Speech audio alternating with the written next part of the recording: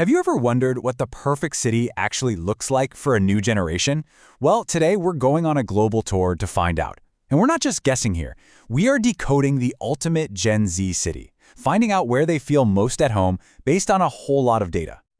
I mean, this is the big question, right? It's not just about where can I find a job. It's about where can I build a life that I actually love. And you know what? The answers might not be what you expect. So how do we know all this? Well, our guide is a massive global survey from Time Out. And here's the really cool part. For the first time ever, they created a ranking just for Gen Z, asking them to rate their own cities. And the results, they're fascinating. Okay, first up, decoding the vibe. Before we get to the countdown, we kind of need to understand how this list was put together, because the method they used really tells us a lot about what Gen Z truly values. So, first things first, who exactly are we talking about? Well, the survey zeroed in exclusively on people born between 1997 and 2012. So this is their unfiltered opinion straight from the source. And listen, we're not talking about some tiny online poll here. Time Out surveyed over 18,500 people from all over the globe. That is a huge sample size, which gives these findings some serious weight. So what did they ask them? This is what's so interesting. It wasn't just about jobs and salaries. They rated everything from the food scene and the nightlife to things like affordability, overall happiness, and that really crucial, hard-to-define city vibe. All right, let's get to it. Section 2, a tour of the top 10. We've laid the groundwork, so now it's time for the main event. Let's see which cities made the cut. And here it is, the full top 10. Just take a second to look at how diverse this list is. We've got Southeast Asia, Australia, Africa, with Cape Town at an amazing number 3, North America, and all across Europe. This is definitely not just a list of the usual Western capitals. So now let's zoom in on a few of these to see what really makes them tick. Taking the number 1 spot is Bangkok, Thailand. So what is it about the Thai capital that puts it at the very top of the list for an entire generation?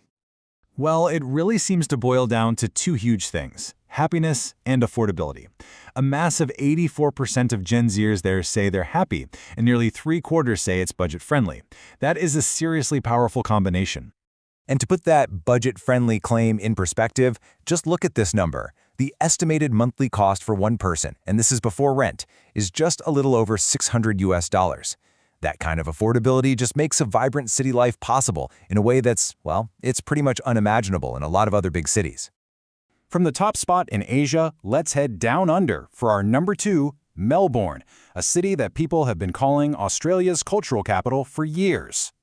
And it turns out the data absolutely backs that up. A staggering 96% of Gen Z gave Melbourne high marks for its arts and culture scene. And on top of that, 91% rate their quality of life as either good or amazing. It's a city that really delivers on its creative promise. Okay, now let's jump to the only U.S. city that managed to crack the top 10. New York City, coming in at number 4. And honestly, this one is a really fascinating case. Because the data shows what I like to call the NYC paradox. You see, Gen Z absolutely loves the culture and the nightlife. I mean, look at those ratings, both hovering around 90%. But then you look at affordability, and it just plummets to 46%. So what's the big takeaway here? It seems they're willing to make a huge financial sacrifice for that one-of-a-kind energy. You know, this quote from Time Out New York's editor Rosalind Colgan really sums up the whole point of a list like this. It's more than just a ranking. It's a guide to places that spark genuine passion and excitement. So that brings us to Section 3, what Gen Z wants. Let's step back from the individual cities for a second.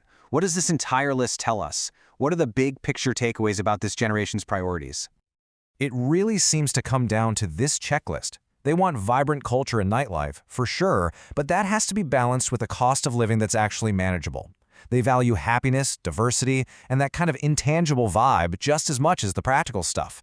It's a much more holistic view of what a city should be, and maybe it shows a generation that really prioritizes life experiences over a traditional career-first mindset. And finally, this brings us to the most important part. What's your number 1? Because at the end of the day, a list like this isn't just about finding the best city. It's a roadmap. It's kind of like a mirror, helping all of us think about what we value most in the place we call home. So I'll just leave you with this final thought. When you look at these criteria, the culture, the cost, the happiness, the vibe, what cities make it onto your personal top 10? What does your perfect city look like?